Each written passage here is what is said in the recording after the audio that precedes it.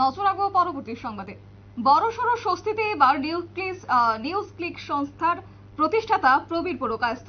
তবে জানা গেছে বুধবার সুপ্রিম কোর্ট তাকে মুক্তির নির্দেশ দিয়েছে। পাশাপাশি সাংবাদিক এবং নিউজ ক্লিকের এডিটর প্রবীর পুরকায়স্থের গ্রেফতার অবৈধ এবং কেন্দ্রের সমালোচনা করে দিল্লির সাংবাদিককে মুক্তির নির্দেশ সুপ্রিম কোর্টের।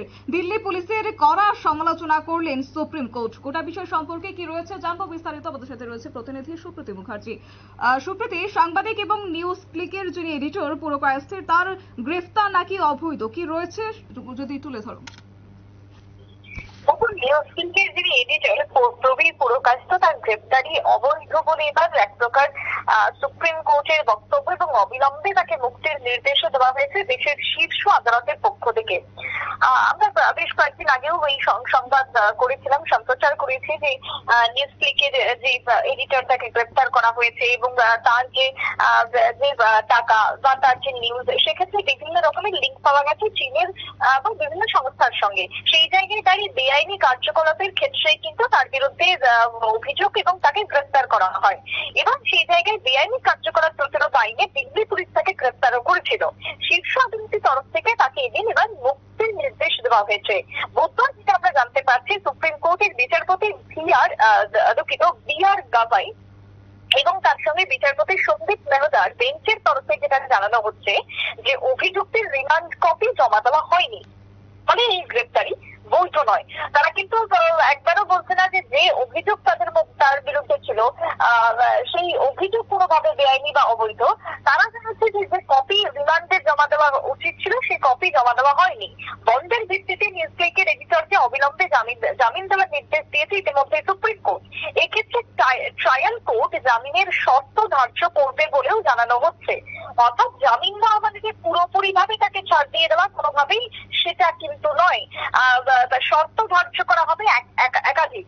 2 সপ্তাহ আগে শীর্ষ আদালতের তরফে দিল্লি পুলিশের কাছে জানতে চাওয়া হয়েছিল যে প্রবীর পুরকায়স্থকে গ্রেপ্তার ও ম্যাজিস্ট্রেটের কাছে পেশ করার আগে কেন পুরকায়স্থের আইনজীবীকে খবর দেওয়া হয়নি। সুপ্রিম কোর্ট প্রশ্ন করে, আপনারা আগে থেকে অভিযুক্তের আইনজীবীকে জানাননি কেন?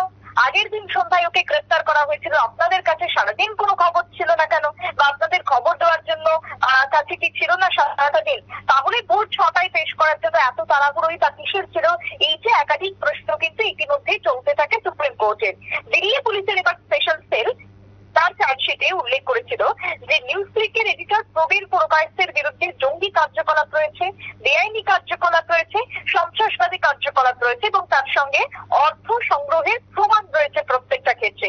ভারতে যখন করোনা সংক্রমণ চলছিল, যখন করোনা সংক্রমণ নিয়ন্ত্রণে সরকারের প্রচেষ্টা এবং তার সঙ্গে ভারতীয় ভ্যাকসিনের বিরুদ্ধে প্রচারমূলক প্রতিবেদন যখন চলছিল, সেই জায়গাতেও একাধিক বলা যায় যে অভিযোগ রয়েছে নিউজ ক্লিকের এডিটরের বিরুদ্ধে। তাই সব জায়গা থেকেই তার বিরুদ্ধে অভিযোগ প্রমাণিত হওয়ার পরই গ্রেফতার করা হয়েছিল। কিন্তু শীর্ষ আদালতের পক্ষ থেকে এবার যে একের পর এক প্রশ্ন, সেই প্রশ্নের এবার উত্তর চাওয়া হলো দিল্লি পুলিশের কাছে। গ্রেফতারি অবৈধ, নিউজ ক্লিকের এডিটরকে অবিলম্বে মুক্তির নির্দেশটাকে আমরা বলতে পারি। ইতিমধ্যে বি আর গাভাই এবং বিচারপতি সন্দীপ মেহতার বেঞ্চের তরফে জানানো হলো অভিযুক্তের রিমান্ড কপি জমা দেওয়া হয়নি, ফলে এই গ্রেপ্তারি কখনোই কোনোভাবেই নাকি বৈধ হতে পারে না বা বৈধ নয়।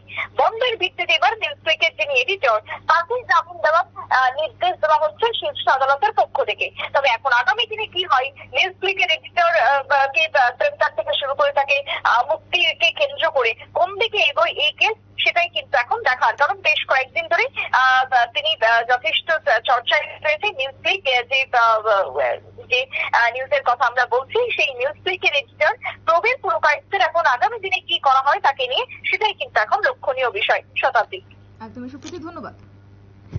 একেবারে বিস্তারিত তুলে ধরলো আমাদের প্রতিনিধি সুপ্রীতি মুখার্জি। এবং ইতিমধ্যেই বড়সড় স্বস্তিতে এক প্রকার নিউজ ক্লিক সংস্থার প্রতিষ্ঠাতা প্রবীর পুরকায়স্থ, এবং বুধবারই সুপ্রিম কোর্টে তাকে মুক্তির নির্দেশ। পাশাপাশি প্রবীর পুরকায়স্থের গ্রেফতারিকে বেআইনি বলেও উল্লেখ করেছেন সর্বোচ্চ আদালত।